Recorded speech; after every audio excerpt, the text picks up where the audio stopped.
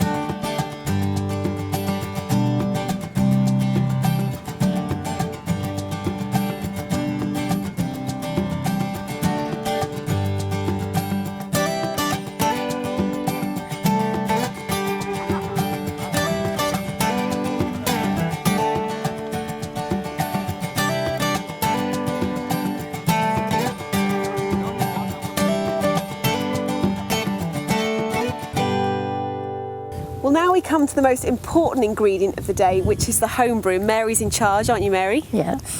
Can I try some then? Yeah. Here we go, I'll hold it and you pour. So tell me, do you know how strong this is? Here it comes. No, I don't. No percentage?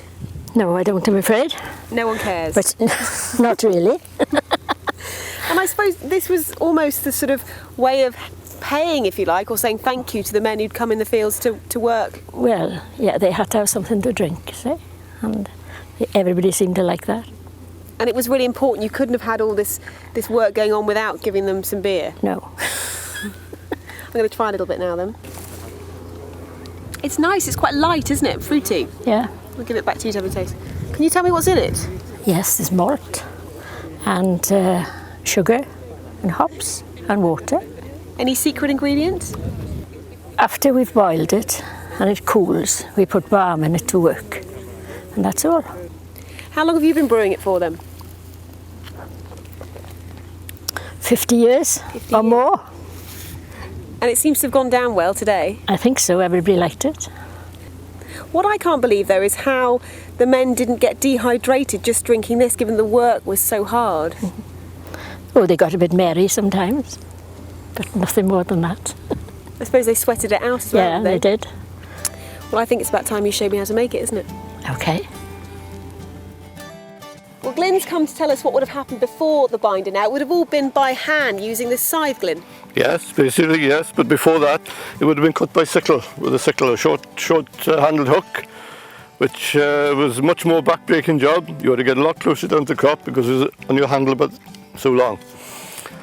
And the output per day would have been much less, so then they designed the scythe, which has a much longer thing, makes it a lot easier on the back and a lot more sweep and output on one stroke. And how long would it have taken using a scythe to do a field, say this size? Oh, possibly a gang of 4 or 6 persons would have been 3 days.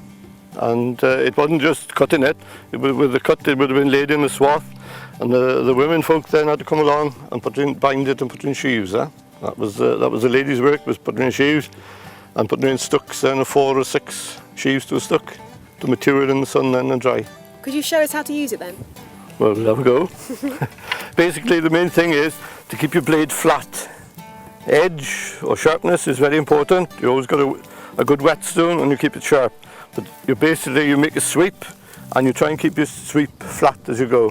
And then your little swath of corn will end up there. But that's the thing. So here we go.